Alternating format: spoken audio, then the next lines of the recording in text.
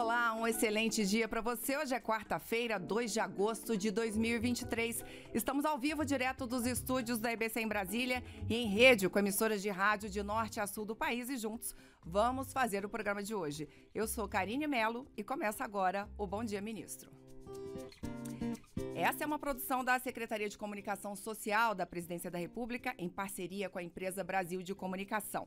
Você que nos ouve, se quiser, também pode nos ver. Estamos ao vivo pelo canal Gov e no nosso canal no YouTube, youtube.com/canalgov.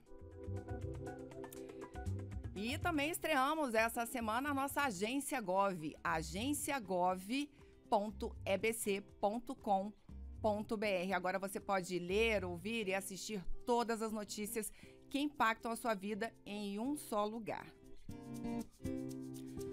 E o nosso entrevistado de hoje é advogado, mestre em economia e doutor em filosofia pela Universidade de São Paulo, a USP. Fernando Haddad tem 60 anos, foi analista de investimento e consultor econômico da Fundação Instituto de Pesquisas Econômicas, a FIP. Foi subsecretário de Finanças da Prefeitura de São Paulo na gestão da prefeita Marta Suplicy e assessor especial do planejamento no primeiro ano do governo Lula. Em 2004, assumiu a Secretaria Executiva do Ministério da Educação, do qual passou a ser ministro entre 2005 e 2012. Foi eleito prefeito de São Paulo de 2013 a 2016. Sua gestão à frente da Prefeitura de São Paulo foi uma das mais premiadas internacionalmente da história da cidade. Haddad é autor de 6 livros, sendo o mais recente publicado em 2022. E desde janeiro é ele quem comanda o Ministério da Fazenda. Prazer em recebê-lo aqui. Bom dia, ministro. Bom dia, Karine. Satisfação estar com vocês. O prazer é todo nosso. Vamos começar, temos muitos assuntos hoje, ministro. Vamos começar falando de desenrola? Vamos desenrolar, então? O Desenrola, segundo o balanço da Febraban, divulgado essa semana, a entidade divulgou que os bancos renegociaram aí 2,5 bilhões de reais em 400 mil contratos de dívida e retiraram a negativação de 3,5 milhões de devedores, né, de até R$100 em 2 semanas. O resultado foi bem melhor que o esperado, que o previsto pelo governo. E queria saber o seguinte, ministro, essa renegociação é dívida só com o banco? E queria que o senhor explicasse um pouquinho que essa renegociação não quer dizer o perdão da dívida, né? Com isso, eu contemplo também o Ademir Vargas, da Rádio Educativa FM de Aperibé, lá no noroeste do estado do Rio de Janeiro. Bom, Karine, eu te diria assim, o Desenrola é uma iniciativa inédita do governo federal, não tem precedente na história do Brasil, um programa tão complexo que envolve dívidas privadas, ou seja, não são dívidas com o governo, são dívidas entre consumidores e fornecedores, entre bancos e clientes, e nós começamos com muito êxito, né, desnegativando 7,5 milhões de dívidas de até R$100, o que deve corresponder a alguma coisa em torno de 3,5 milhões de CPFs a essa altura e hoje quase 3 bilhões de dívidas renegociadas. A nossa expectativa é que as dívidas bancárias possam atingir até 50 bilhões de reais. Ou seja, nós temos muito espaço até o final do ano para renegociação. Eu sugiro que você que está com problemas junto ao seu banco, procure o banco, caso a sua dívida tenha sido inscrita até 31 de dezembro do ano passado. Os bancos têm muito interesse em fazer essa renegociação. Os descontos oferecidos até aqui podem chegar até 96% da dívida. Então é uma oportunidade que vale a pena para tirar o nome dos birôs de crédito, né? E você poder voltar ao consumo, voltar ao crediário. Além disso, nós vamos, em setembro, inaugurar uma nova fase do Desenrola, que são as dívidas não bancárias. E como nós vamos fazer isso? Nós vamos agora, no mês de agosto, fazer um leilão dos credores. O que significa isso? O credor que der o maior desconto vai ter a sua dívida garantida pelo Tesouro Nacional. Ou seja, vamos supor que você tem uma dívida de R$1.000 e o credor não bancário, que não é um banco, deu 80% de desconto. Ele vai ter a certeza de que os R$ 200 ele vai receber, porque vai ter aval do Tesouro Nacional. E você vai poder parcelar esses R$ 200 na sua agência bancária, porque todos os grandes bancos entraram no Desenrola. Então, isso vai, com o aval do Tesouro, nós esperamos, Karine, que os descontos sejam bastante expressivos. Lembrando que as dívidas são as dívidas acumuladas no governo anterior, por conta de todo o desequilíbrio econômico-financeiro que foi vivido nos últimos 4 anos. Então, até 31 de dezembro, a dívida inscrita, nós estamos dando aí uma força para que as famílias recuperem o crédito e possam tirar o nome, né, do Serasa, do SPC, desses birôs de crédito, que às vezes atrapalham muito a vida das pessoas e que às vezes precisam consumir e voltar a comprar de forma parcelada. E o brasileiro quer pagar, né, ministro? Olha, se tem uma coisa que é verdade no Brasil, é que as pessoas têm muito apreço, né, por manter o seu nome, tem uma educação que o conduz a isso. É que com essas taxas de juros nem sempre as pessoas conseguem. Né? Então, às vezes a pessoa entra no crediário, entra no crédito rotativo do cartão de crédito e não consegue sair. Então o governo, pela primeira vez, está fazendo um amplo programa, né, para equacionar esse problema e permitir às famílias que voltem ao consumo de maneira sustentável. Nós já vamos falar de juros, temos muito a dizer, mas eu já vou começar o nosso giro pelo país, indo lá para sua região, para São Paulo. Vamos a Santo André. Quem está comigo agora é a Rádio ABC e quem faz a pergunta agora é o meu colega Ricardo Leite. Bom dia para você, Ricardo. Muito bom dia, Karine. Prazer enorme estar participando deste momento, desta conversa. Bom dia ao ministro Haddad. E dentro desta questão do desenrola, uma pergunta que a gente tem sido cobrada aqui na rádio, né? O pessoal ouviu falar sobre a questão dos R$ 100 de dívida até um primeiro momento. E o pessoal já começa a cobrar, ministro. E as pessoas que estão devendo 200, 500 ou até R$ 1.000, vai haver uma tabela escalonada para isso? Vai demorar muito para que essas pessoas também sejam contempladas, ministro? Bom dia, Ricardo. Conforme eu acabo de anunciar, né, essa etapa de agosto são as dívidas bancárias que estão recebendo a primeira atenção e as dívidas até R$ 100 que vão ser excluídas dos birôs de crédito. A partir de setembro, entram as dívidas não bancárias. Mas aí nós vamos exigir do credor um desconto para ter o seu crédito garantido pelo Tesouro Nacional. Não faz sentido nenhum o Tesouro Nacional dar um aval e uma garantia de 100% de recebimento pelo credor, se nós, em contrapartida, não exigirmos do credor um grande desconto que vai beneficiar o devedor. Então, o que nós queremos é usar a força do Estado para beneficiar a parte mais frágil dessa relação. Então, você pode aguardar que em setembro a segunda fase do Desenrola vai estar em operação plena com as dívidas não bancárias. Lembrando que o credor tem que aderir ao Desenrola, porque se ele não estiver disposto a dar o desconto, eu não tenho por que oferecer o aval do Tesouro.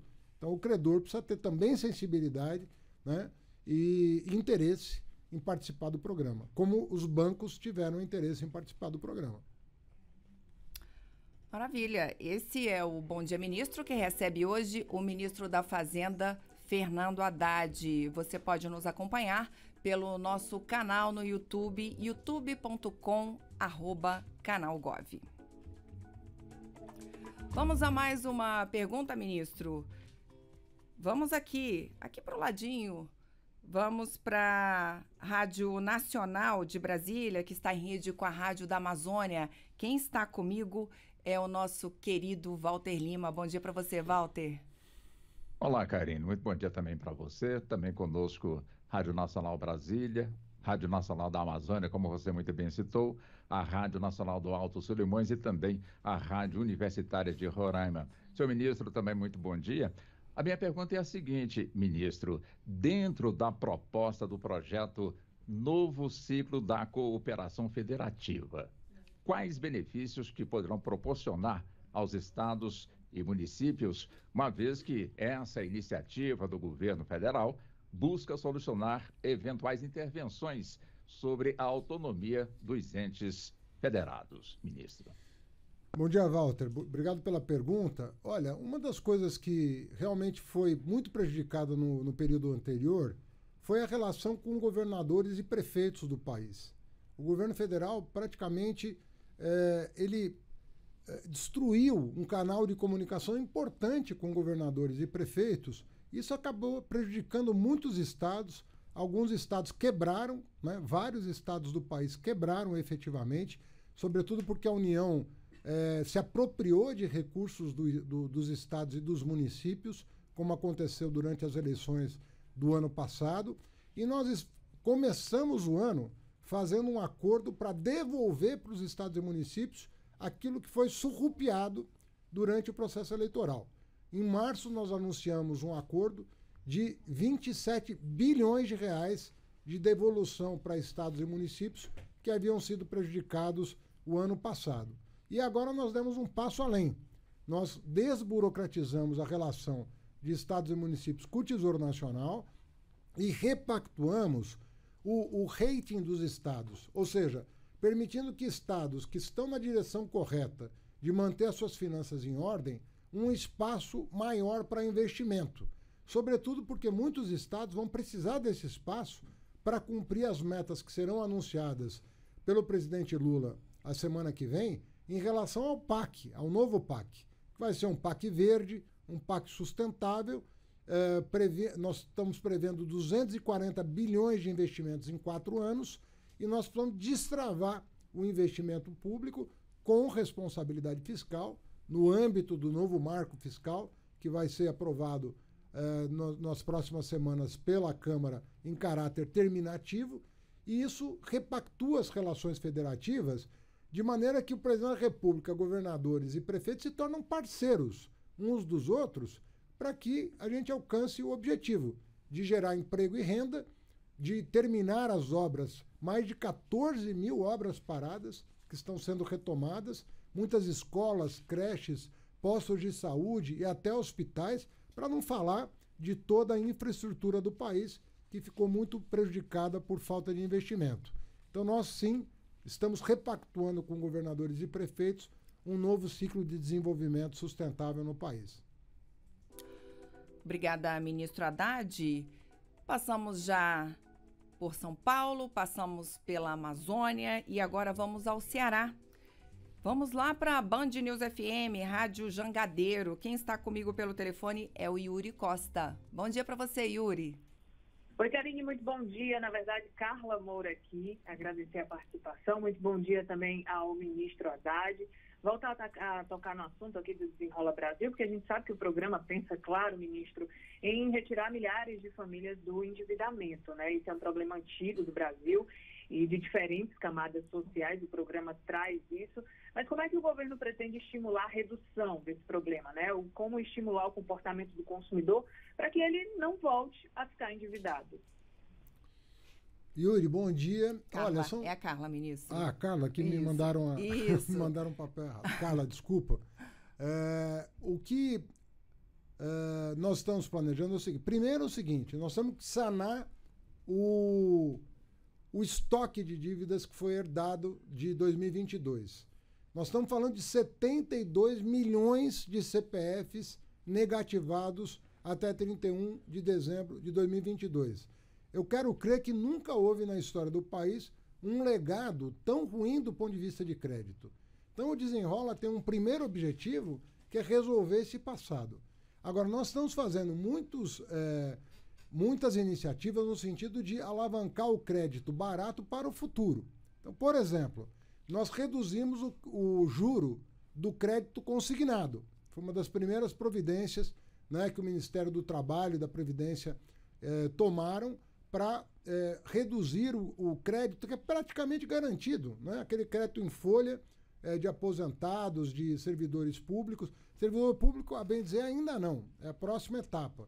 Mas de aposentados, reduzimos, criando um novo teto de juros, adesão total dos bancos, que concordaram com a iniciativa. Ontem, o Senado aprovou uma lei que vai permitir que você que tem um título de capitalização, um título de previdência, por exemplo, você vai poder usar esse título sem mexer na sua previdência complementar. você vai poder usar esse título como garantia de empréstimos para fazer a taxa de juros cair ainda mais. Tem um marco de garantias. O Senado aprovou, já tinha passado pela Câmara, volta para a Câmara para dar o arremate.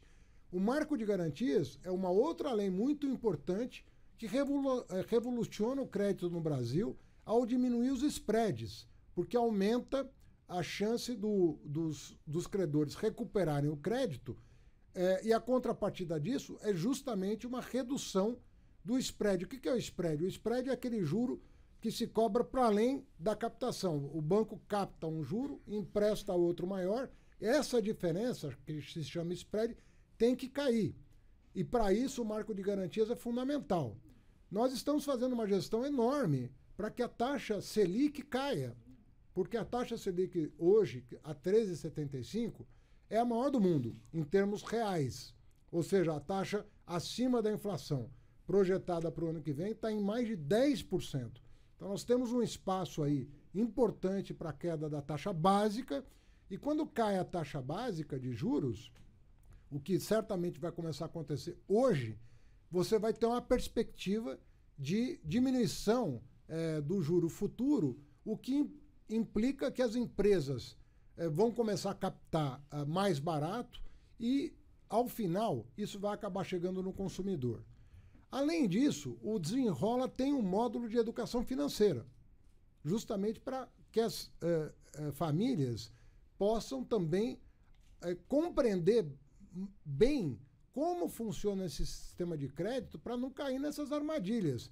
Muitas vezes você cai dentro de uma armadilha e não sai mais, justamente porque os juros compostos vão aumentando muito e você acaba não saindo.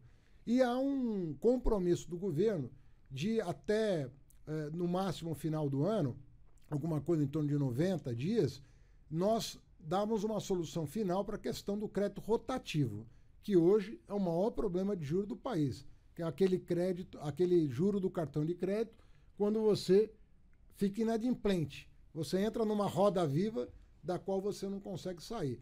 Hoje, o varejo, o governo e os bancos estão sentados numa mesa com compromisso de resolver de uma vez por todas esse problema, que é um problema grave para as famílias brasileiras.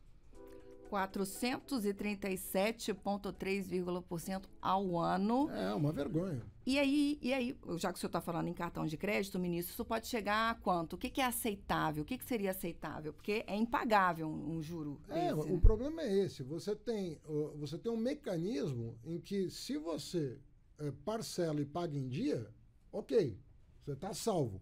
Mas se você tiver uma ocorrência qualquer, que e a gente está cheio de imprevistos na vida.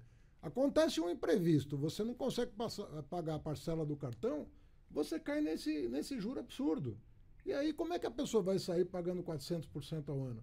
Então não tem razoabilidade. Então nós vamos tomar providências e, conforme eu disse, tem um grupo de trabalho, porque nós temos que envolver também o lojista, porque o lojista é parte do complexo do cartão de crédito, né?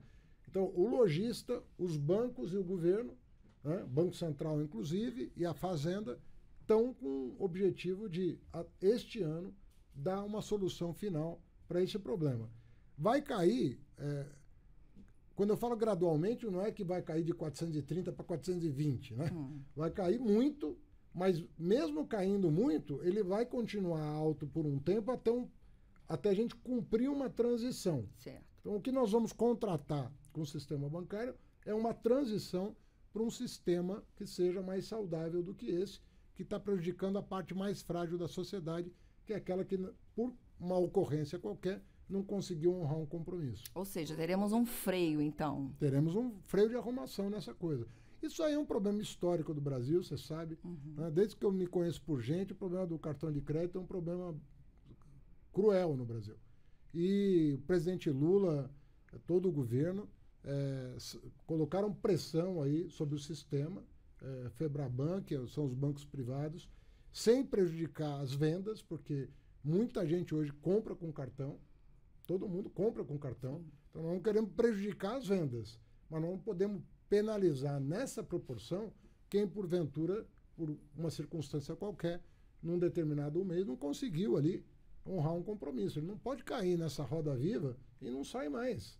É isso que está acontecendo com muitas famílias que o Desenrola está procurando resolver. Porque se você tem um crédito rotativo hoje, né, no banco, é o momento de procurar o seu gerente e dizer, olha, eu não vou pagar essa quantia, esse juro, eu quero um desconto para resolver minha vida. Então, o Desenrola visa resolver esse problema, mas para que esse problema não se acumule, nós temos que resolver, porque senão daqui 2 anos vai ter que ter outro Desenrola, daqui 5 anos outro Desenrola e assim por diante. Olha, nós estamos vivendo há pouco tempo no Brasil um surto inflacionário, né? A inflação chegou a 2 dígitos. Depois de muitos anos controlada, a inflação passou de 10%. Quem me ouve há de lembrar como chegou a ficar o preço dos combustíveis, o preço da carne. O preço de combustível chegou a R$ 7, R$ 8. O preço da carne impraticável, ninguém conseguia mais fazer mercado. E houve um esforço monumental do governo em dar um freio de arrumação nisso, para que os preços parassem de subir, em primeiro lugar, e em alguns casos começasse a cair.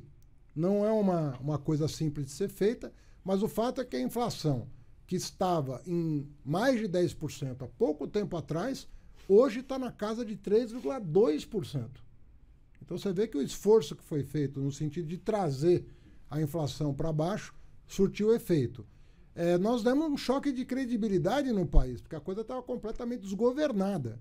O governo anterior, sobretudo em 2022, durante a eleição, começou a gastar um dinheiro a rodo para ver se revertia o desfavoritismo eleitoral. Foram mais de 300 bilhões de reais de dinheiro público investidos na eleição de 2022 para garantir a vitória do governo, e nem isso foi capaz de garantir essa vitória. Só que isso aí deixou um rombo orçamentário que está sendo administrado. Então nós tivemos que tomar medidas duras do ponto de vista fiscal para trazer o chamado déficit público, né, para um patamar cada vez menor, né, mirando o equilíbrio das contas públicas. O que aconteceu com esse choque de credibilidade? O dólar, que chegou a frequentar ali o patamar de R$ 6 durante o governo anterior, chegou a 5,86, o pico do dólar. Hoje está a 4,73, 4,74, 4,75, não está passando de 4,80. Isso deu uma vantagem muito grande para o Brasil, porque quando você traz o câmbio para uma normalidade, né, ele está completamente fora da normalidade, você traz o câmbio para um patamar normal, você tem impacto sobre o preço. Só para você ter uma ideia, o IGPM, que regula os aluguéis no Brasil, a maioria dos aluguéis, ele está tendo deflação no Brasil esse ano, e uma deflação forte. Vai fechar o ano com taxas negativas. Então, tudo isso permite melhorar um pouco a condição. Agora, nós estamos num dia meio decisivo, porque tem gente do mercado, não estou falando de política, não, estou falando de mercado. Os políticos provavelmente gostariam de uma redução como aconteceu no Chile. O Chile cortou 1 ponto percentual, ou seja, 100 pontos básicos o juro lá, agora, semana passada. Então não estou falando de política, estou falando de mercado. Tem gente no mercado apostando 75 pontos, de 0,75. Ninguém espera a manutenção da taxa. Ninguém. Não existe um economista, pelo menos com reputação, que possa defender a manutenção da taxa. E eu penso que o mercado, né, pelas entregas que foram feitas, e quando eu falo de entrega, eu não estou falando só do governo. Eu sempre faço questão de frisar o trabalho que o Supremo Tribunal Federal, Superior Tribunal de Justiça, Câmara dos Deputados, Senado Federal estão fazendo para arrumar a bagunça herdada. Está todo mundo trabalhando na mesma direção para arrumar a casa, e ao arrumar a casa e tendo esses benefícios, queda da inflação, queda do dólar, né? Tudo isso aponta numa direção técnica de um corte mais consistente. Então, hoje o mercado está pendendo mais para meio do que para qualquer outro número, lembrando que tem gente do mercado, gente que está lá operando fundos bilionários, apostando inclusive num corte de 75 pontos. Ou seja, eu penso que as perspectivas são muito boas, não é por outra razão que não seja o retorno para a sociedade do esforço que, por meio dos seus representantes, já fez nos primeiros 6 meses desse ano. Imagina a quantidade de leis que foram aprovadas nos primeiros 6 meses, que fizeram com que nada menos do que 4 agências de rating, aquelas que dão nota para um país, do ponto de vista econômico, revisassem a sua nota apenas no primeiro semestre, sendo que uma delas chegou a mudar a nota do Brasil, aproximando o Brasil daquilo que é almejado pelo país, que é ter grau de investimento. E nós temos toda a condição, com a parceria com o Banco Central, a partir de agora, da gente ter um horizonte de reformas no segundo semestre, orçamento, revisão de isenções fiscais, desonerações fiscais para uma camada de 0,1% da população, revisão disso tudo, dos benefícios que não têm retorno social, para ter um orçamento equilibrado o ano que vem e projetar um crescimento sustentável, do ponto de vista social, do ponto de vista fiscal e também do ponto de vista ambiental. Essas 3 coisas têm que andar juntas para o Brasil voltar a figurar como um polo de atração de investimentos no mundo. O senhor está falando em investimentos, a gente estava falando da taxa básica de juros, que no bolso do cidadão comum, por enquanto, não muda muita coisa, mas para os investimentos é muito importante. O Brasil, com isso, a expectativa é essa, né, ministro, de atrair mais investimentos, e isso aí a economia Karine, muda. O que acontece quando a taxa começa a cair é que todo mundo começa a olhar para a trajetória dela no tempo. Então, um investidor, ele vai olhar assim, bom, eu vou tomar uma decisão de investimento agora. Ele não olha para a taxa de hoje, ele olha para a taxa ao longo do processo de maturação desse investimento. Ele faz a conta e começa a verificar que talvez não seja tão vantajoso manter o dinheiro guardado, que talvez se ele expandir as suas operações, contratar, expandir suas instalações, que ele vai ganhar mais no futuro, porque vai ter mais mercado, vai ter mais crédito, e isso acaba chegando no consumidor, por vários canais de comunicação. Inclusive porque o investimento aumentando, você aumenta a renda, você diminui o desemprego, você começa a ter um ciclo virtuoso, né? Do mesmo jeito que a gente saiu de um ciclo vicioso, em que as pessoas ficaram muito comprometidas, você tem que abrir o horizonte de um ciclo virtuoso no país. Eu não respondi o negócio da reforma tributária, que eu acho importante voltar, que é o seguinte: a reforma tributária ela tem vários ingredientes que precisam ser muito bem compreendidos. O primeiro deles é o seguinte: como todo mundo fica igual, todo investidor é tratado igualmente, o investimento é totalmente desonerado, você não paga imposto sobre o que você está investindo, o que é um ganho enorme, porque você estimula a pessoa a investir. Você desonera completamente as exportações, não vai ter nenhum exportador reclamando de estar exportando imposto, como se diz no jargão habitual. É um absurdo um país exportar imposto para outro. Você tem que exportar inteligência, mercadoria, o serviço, mas não o imposto, né? 100% desonerado. Você tem um impacto favorável na distribuição de renda, porque você diminui o imposto daquilo que compõe os produtos mais essenciais: saúde, educação, alimentos. Tudo isso é trabalhado de uma maneira muito mais adequada na reforma tributária. Então você vai ter um impacto muito favorável no custo da alimentação, por exemplo, que preocupa toda a família brasileira hoje. Quando você perguntar do que você está gastando sua renda, ele vai falar: eu estou gastando em alimentação. Porque ainda está caro. Apesar de ter diminuído alguns itens e de ter parado de subir outros, nós temos que tentar remover os tributos sobre esses bens essenciais, justamente para permitir que as pessoas aumentem o seu poder de compra. Então, a reforma tributária tem ganhos inestimáveis, e o Brasil, só para você ter uma ideia, hoje ele está na posição 184 de 190 países avaliados pelo Banco Mundial. Ou seja, é impossível piorar o nosso sistema tributário. Então, é por isso que essa aprovação pela Câmara dos Deputados em 2 votações da PEC, da reforma, da proposta de emenda constitucional, gerou um novo ar no Brasil. Você está respirando melhor no Brasil porque as perspectivas de investimento vão melhorar muito. E não é à toa que o mundo está olhando para o Brasil. O relatório do FMI divulgado esses dias, as agências de avaliação de risco soberano mudando a nota do Brasil, o viés do Brasil. Ou seja, nós estamos pavimentando um caminho de harmonização para conduzir o país para um ciclo de desenvolvimento. E a partir da promulgação da PEC, isso vai ter efeito... Qual é o efeito na vida do trabalhador? Esses efeitos que o senhor está dizendo são imediatos, são médio prazo, longo prazo? De novo, eu te respondo do mesmo jeito que o juro. Né? O juro, ele impacta imediatamente as decisões de investimento. Então, isso vai acontecer com a reforma tributária. A reforma tributária, ela tem os efeitos diluídos no tempo. Só que as grandes decisões que vão ser tomadas, elas são tomadas agora. Quando os investidores olharem para o Brasil e falarem, esse país tem jeito, tomou jeito, está organizado, eu sei exatamente qual é a regra do jogo, o mercado potencial é enorme no Brasil, as coisas começam a mudar. Porque tudo começa pela decisão de aumentar a produção. Se você não tiver crescimento, Karine, eu vivi um tempo áureo do Brasil, que eu passei 9 anos aqui em Brasília, no começo do século, em que, de 2003 a 2012, eu morei em Brasília. Eu vi esse país mudar. Todas as regiões do Brasil eu vi mudar.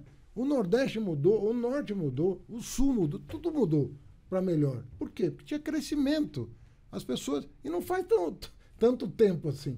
Nós estamos falando de um ciclo que durou mais de 10 anos e que foi ontem. Depois nós entramos numa quadra terrível, de baixo crescimento, de briga política, de polarização, de desentendimento. E tudo que o presidente Lula quer é o quê? Harmonizar o Brasil de novo, para o Brasil voltar a sonhar, para o Brasil voltar a crescer, para as famílias terem... E eu penso que o presidente Lula é a pessoa indicada para isso. Já fez uma vez, tem toda a condição de fazer de novo. Tá, esse é o Bom Dia Ministro, hoje recebendo o ministro da Fazenda, Fernando Haddad. Eu lembro a você que se você quiser baixar esse programa a qualquer momento, acesse redenacionalderádio.ebc.com.br. Aproveito aqui, ministro, para mandar um oi, um abração para o pessoal lá da Rádio UBS FM, em Itaberaba, na Bahia. Eles estão ao vivo com a gente aqui no Bom Dia Ministro. Obrigado, gente. E vamos agora ao Pará, ministro. Vamos a Belém, vamos lá com o pessoal da Rádio Liberal. Quem está comigo é o meu colega Mataus Pauchis. Oi, Mataus. Oi, Karine, bom dia, ministro. Voltando ao programa Desenrola Brasil, a gente vive num país que, apesar de muita gente já ter acesso à internet móvel, inclusive, mas em locais a situação não é, podemos dizer assim, tão boa para acessar o próprio programa Desenrola Brasil, que é muito baseado nas plataformas digitais, né? Nos sites, nos aplicativos. O que o governo federal pensa em fazer para chegar nessa população que não tem um acesso de fato ali o tempo todo à internet, a plataformas digitais, em locais, por exemplo, em que até para acessar agências bancárias normais é muito difícil, em outros pontos precisa de agência barco, por exemplo, algumas ilhas da região amazônica. O que o governo federal pensa em fazer, planeja em fazer para chegar nessa parte da população que não é muito acostumada até a usar internet? Olha, nessa etapa, a nossa tarefa está facilitada porque o contato está sendo feito diretamente pelo banco. O banco está fazendo chamamento para que os seus clientes possam renegociar suas dívidas. Na etapa de setembro, ela vai ficar mais complexa a situação, porque vai envolver credores não bancários. E aí nós estamos montando uma central de atendimento por todos os canais conhecidos para que a pessoa possa se comunicar com o programa e saber qual é o procedimento. O site é muito amigável, né? Nós verificamos o site, ele é muito amigável, mas nós sabemos que nem todo mundo, né, consegue mexer no site. Às vezes a pessoa tem mais idade, tem menos familiaridade e vai ter dificuldade em mexer. Então nós vamos ter uma central que vai, inclusive, acompanhar, né, o cidadão na sua navegação para que ele possa chegar ao resultado almejado, né? É eletrônico, a questão é eletrônica, mas ele vai ter um acompanhamento feito pelo próprio programa. Vai ter uma central de atendimento para que ele possa, por meio telefônico, por WhatsApp ou por qualquer outra forma, fazer o acompanhamento, uma espécie de tutorial mesmo, né? Para que ele possa concluir o processo de renegociação e tenha o seu nome retirado desses birôs de crédito. Tá certo. Ministro, o tempo tá voando aqui, hein? Temos ainda 4 rádios. E então vamos, sem demora, vamos a Montes Claros, vamos a Minas Gerais. Quem está com a gente é o pessoal da Rádio Educadora 102 FM. E quem faz a pergunta é o Benedito Said. Bom dia, Benedito. Bom dia a vocês aí. Bom dia, ministro. Bom dia. Tá bom, Benedito? A gente entende que é importante demais a questão dos juros vinculados também ao desenvolvimento e à empregabilidade.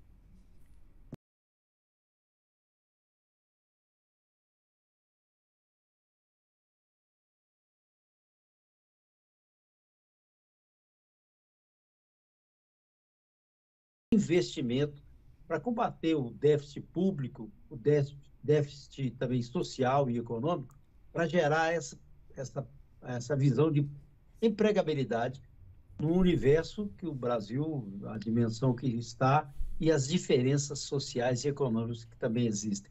Esse vínculo da empregabilidade é que fala alto, né? Delfim Neto falava que a parte do corpo humano mais importante é o bolso, né? Então, se o bolso estiver funcionando direitinho, com certeza o resto do corpo vai estar aquela maravilha. E aí o papel do ministro da Fazenda, tem muita experiência, muito know-how, é fundamental nessa negociação. Olha, Benedito, eu estou muito animado com as perspectivas do Brasil em virtude da situação global hoje, que coloca o Brasil numa posição de destaque de 2 pontos de vista. Primeiro, do ponto de vista geopolítico. Você sabe que a Ásia está com problemas, as tensões estão aumentando na Ásia, guerra comercial com a China, Europa em guerra, um país importante, né, que foi invadido, que está causando todo um problema econômico, social, humanitário, uma guerra que não interessa a ninguém.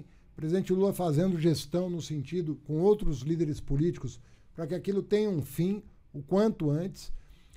E o Brasil está num ambiente geopolítico com um desafio global do ponto de vista ambiental que nos coloca numa situação de destaque. Por quê?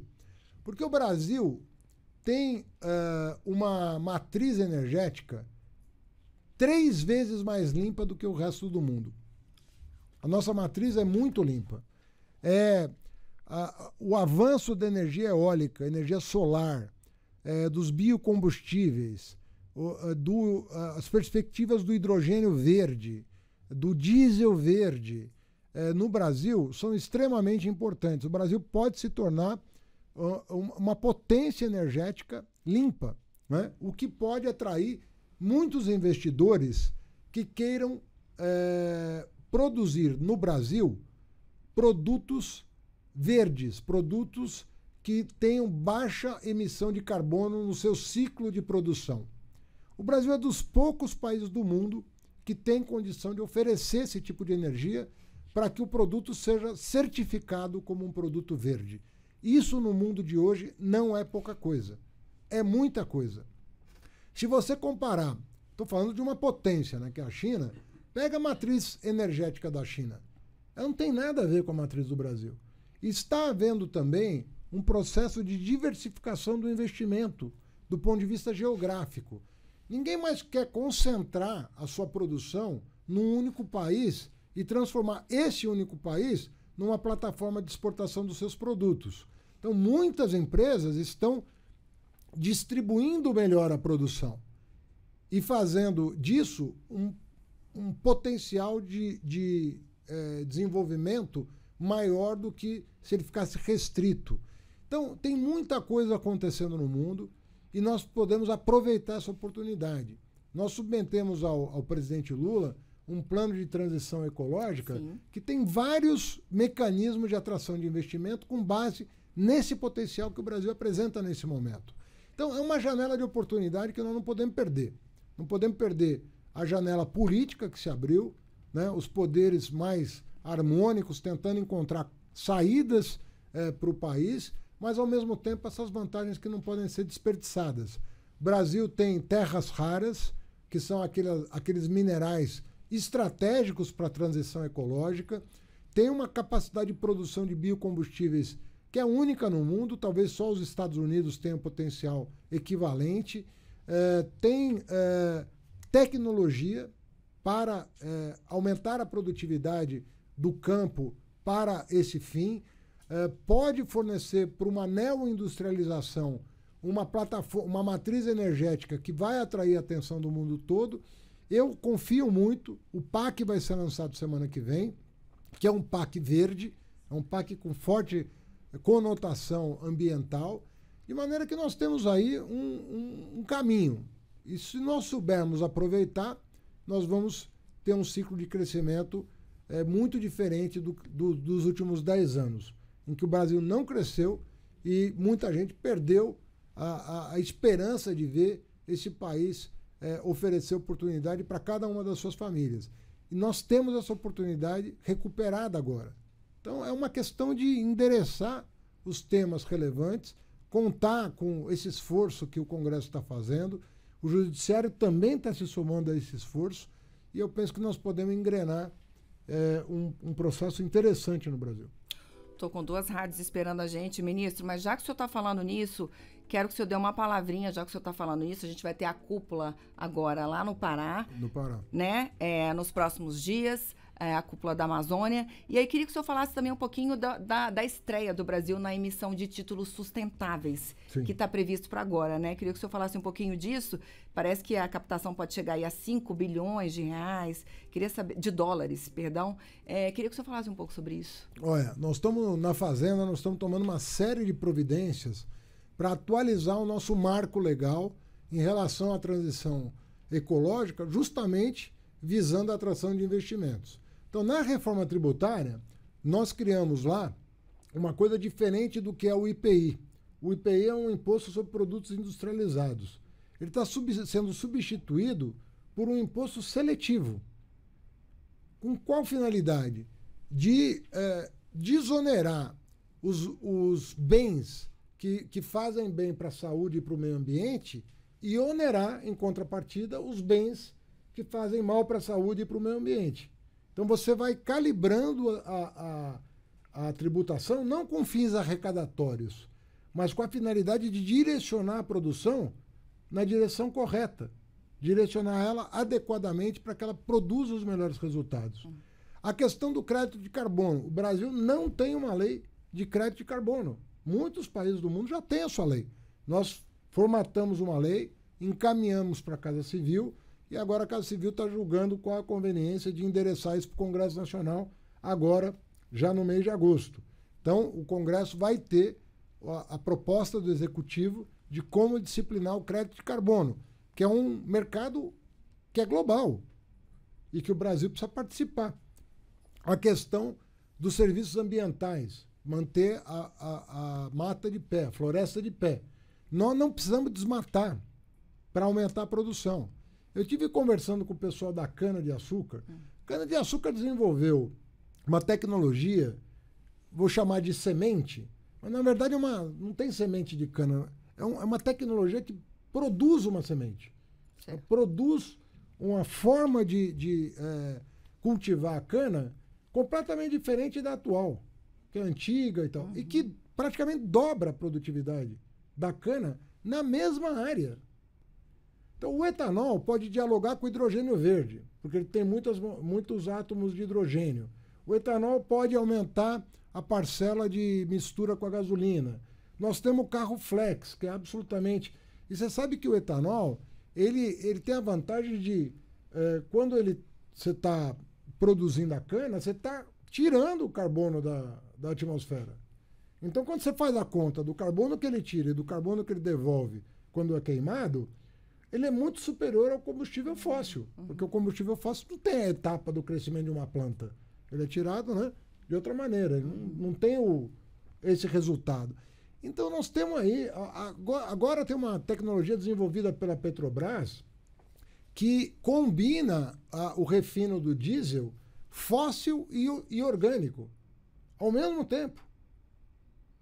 E produz um diesel de muito mais qualidade do que o diesel que está sendo queimado hoje. Nós temos uma avenida de possibilidades no Brasil. Nós temos uma avenida de possibilidades no Brasil para desenvolver uma matriz sustentável. Muita tecnologia envolvida aí, né, ministro? Muita. Vamos agora a Porto Alegre. Vamos à Rádio Gaúcha. Quem está com a gente lá na Gaúcha é o Rodrigo Lopes. Bom dia para você, Rodrigo. Bom dia, Karine. Bom dia ao ministro, aos nossos colegas aqui. Obrigado pela gentileza do convite. Ministro, o perfil da diretoria do Copom é bastante conservador e, apesar do corpo técnico muito qualificado, como o senhor já destacou em algumas entrevistas, mas a gente conhece as críticas, né, que o governo vem fazendo ao Banco Central desde o início do mandato, e hoje, de fato, é um dia muito, muito importante. O senhor pensa que há espaço para rediscutir a autonomia do Banco Central no futuro, algo que, inclusive, o presidente Lula já, em alguns momentos, manifestou o desejo? Olha, Rodrigo, na verdade, o presidente Lula sempre manifestou, durante o processo eleitoral, ele sempre deixou claro que ele ia conviver com as instituições que ele recebesse de legado. Então, tem lá um Congresso eleito, tem um Senado eleito, tem as agências todas com mandato, e ele sempre é uma pessoa que sempre defendeu as instituições e nunca pretendeu ofender a prerrogativas estabelecidas em lei. Isso não o impede de discutir taxa de juro. Uma coisa é você dizer, não, tem lá uma diretoria, outra coisa é você concordar ou não com um determinado procedimento, né? Porque, às vezes, as pessoas pensam assim, existe o político e o técnico, então vamos ser técnico. Mas isso é uma meia-verdade, porque, na verdade, tecnicamente falando, você pode discutir. Não é porque você está discutindo que você não está sendo técnico. Eu, quando me manifesto sobre taxa de juros, procuro ser o mais técnico possível. Eu procuro me basear nas informações que eu recebo das secretarias do Ministério da Fazenda, que tem funcionários tão qualificados quanto os do Banco Central. Eles não são menos do que... e nem mais. É gente de muita responsabilidade. Eu tenho técnicos do Banco Central trabalhando na Fazenda. A Simone Tebet tem técnicos do Banco Central trabalhando no planejamento. O secretário executivo da Simone Tebet é funcionário de carreira do Banco Central. Então, nós temos que parar um pouco com essa visão de que não é possível discutir tecnicamente. Nós estamos falando de uma ciência, quer dizer, não estamos falando de física, nós estamos falando de economia. Então você tem uma situação em que a discussão é possível, com base em indicadores.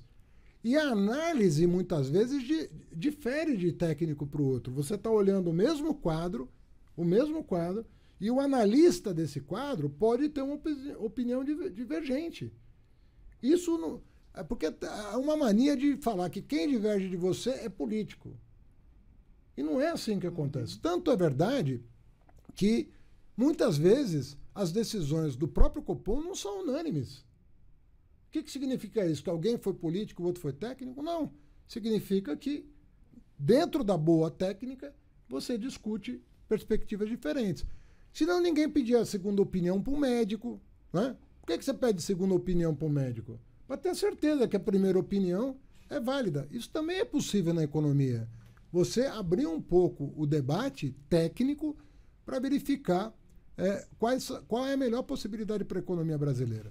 E se não fosse assim, você não estaria tendo essas posições de mercado hoje. Hoje você tem gente no mercado, né, confiando numa queda de 50 pontos, ou 0,5%, confiando numa queda de 25%, ou confiando numa queda de 75%. Então, e essas pessoas estão sendo técnicas. Elas estão, inclusive, movimentando um volume de recursos delas próprias e de terceiros que as impede, inclusive, de fazer apostas irresponsáveis. Elas estão fazendo um balizamento do que foi entregue. Eu repito aqui uma coisa que é importante. Enquanto essa taxa de juros ficou em 13,75, né, vai fazer um ano aí, vai pagar a velhinha, né, de aniversário, de 13,75, o mundo mudou muito. O Brasil mudou. O Congresso trabalhou. O Judiciário trabalhou. Ele tem muita coisa. As agências de risco trabalharam. O FMI trabalhou, olhando para a economia brasileira. Aconteceu muita coisa boa nesse primeiro semestre. Então, a pessoa agora está discutindo assim, o que nós vamos colher desse investimento que foi feito no primeiro semestre? Tecnicamente, a pessoa pode falar, vamos colher meio ponto, porque tem espaço para isso. Vai ser bom para o Brasil. Essa pessoa está sendo política, está sendo técnica? Não faz muito sentido essa discussão. Nós estamos falando de técnica aqui, nós não estamos falando de outra coisa. A Fazenda não discute outra coisa. A Fazenda tem milhares de técnicos trabalhando. O Banco Central, técnicos trabalhando. Então nós vamos discutir tecnicamente para ver o que é melhor para o Brasil, né? E não para A, B ou C. Não estamos discutindo aqui o interesse particular de quem quer que seja. Nós estamos discutindo aqui o interesse nacional, né? E eu penso que nós deveríamos valorizar o que foi feito na prática.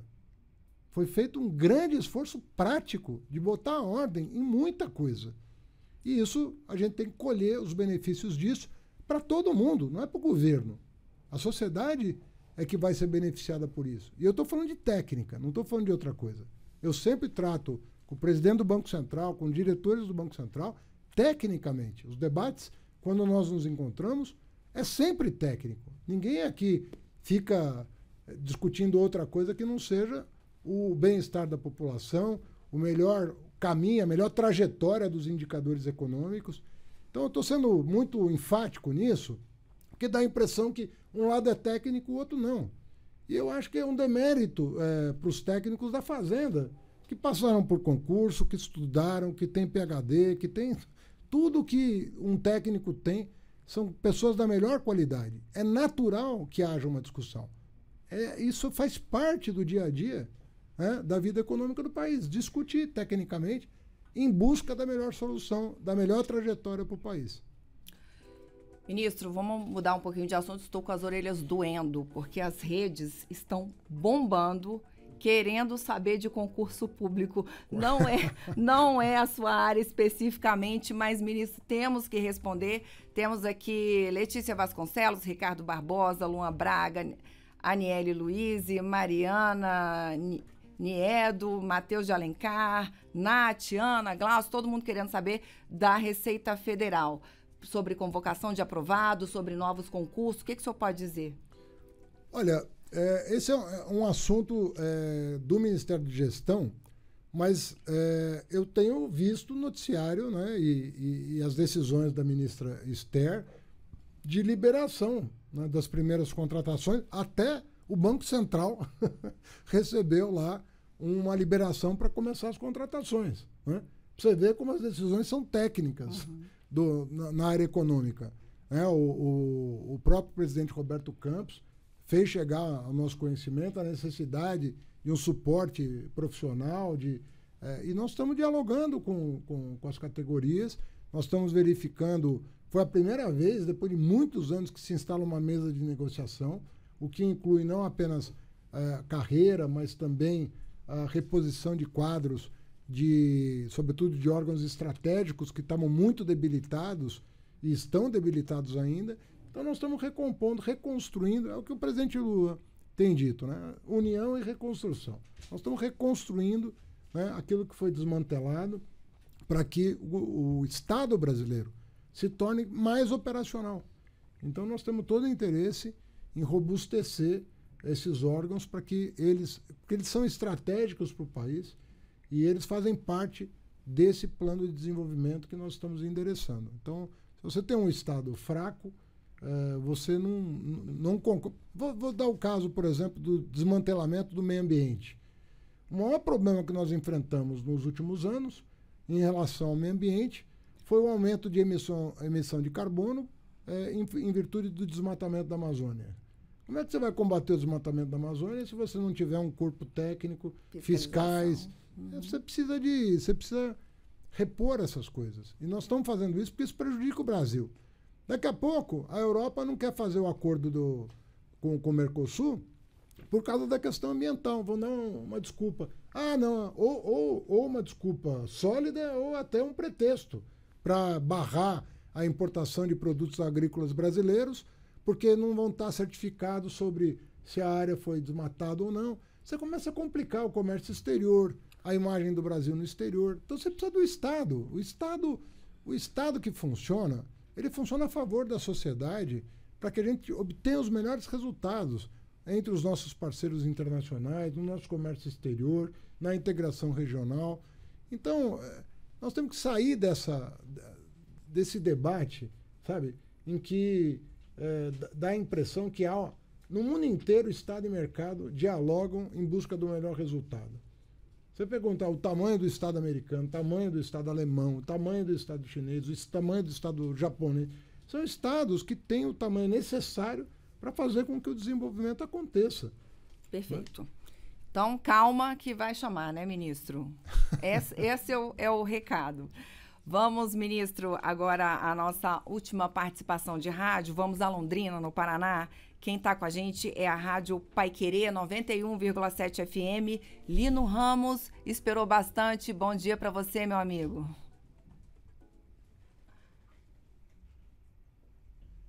Tem que abrir o áudio, Lino. Não estamos com você. Seu áudio está fechado. Não estamos ouvindo o Lino Ramos, infelizmente. Vamos tentar, Lino. Tentando. Então. Agora sim. Agora sim? Legal. Bom dia, Karine. Bom dia, ministro. Bom, a gente esperou mais informações importantes aí, por exemplo, a questão da queda dos juros, né, do rotativo no cartão, algo que acho que todo mundo espera. Mas, ministro, eu quero falar de reforma tributária. Nós tivemos na semana passada um evento aqui em Londrina entre contabilistas, contadores, tributaristas, e há uma preocupação de que a reforma, da maneira como ela foi aprovada no Congresso Nacional ou na Câmara dos Deputados, ela aumentaria os custos para prestadores de serviços e para o agronegócio. Há algum fundo de verdade nisso? O que é possível dizer a estes setores importantes da economia? Não, na verdade, no caso do agronegócio, a reforma foi aprovada com a participação da Frente Parlamentar. A Frente Parlamentar votou em peso na reforma tributária, depois de um acordo que foi feito, inclusive, na Câmara, mas sob o patrocínio também do Ministério da Área Econômica do governo federal.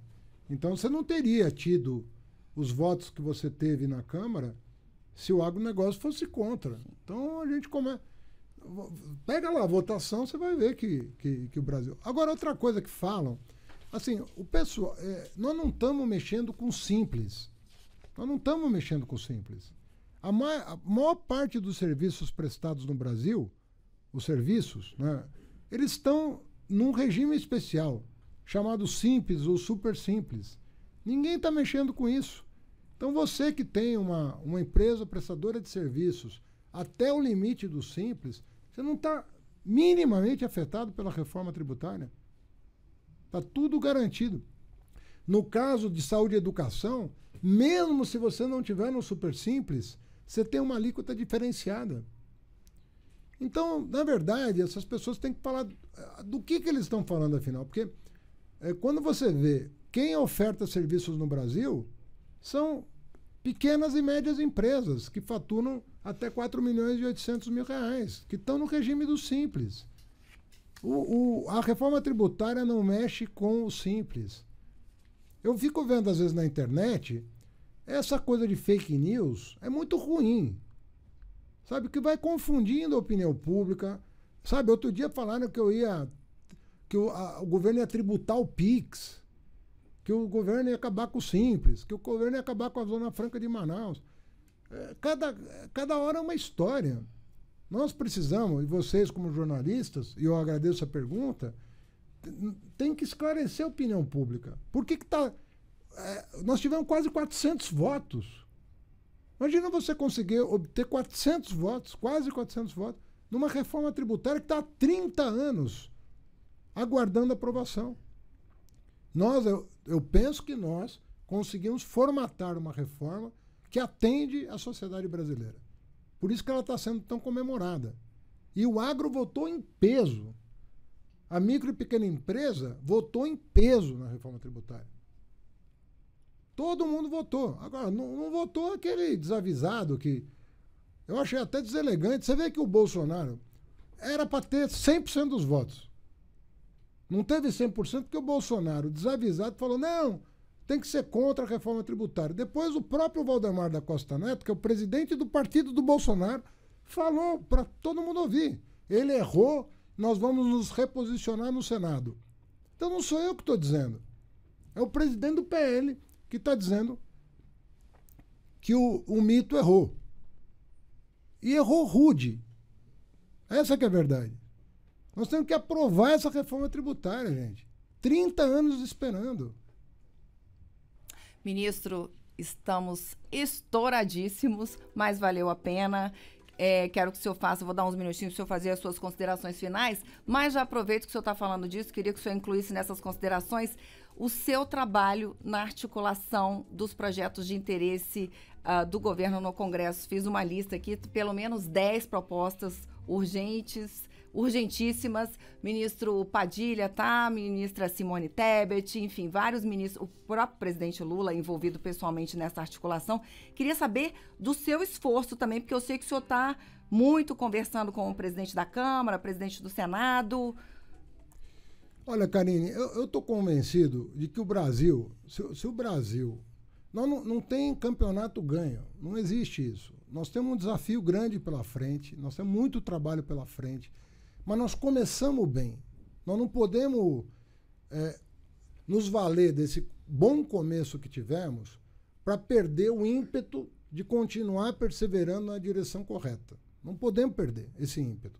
Nos entendemos, como a política, é natural você ter um estresse, um desentendimento, mas nada disso colocou em risco os resultados, até aqui.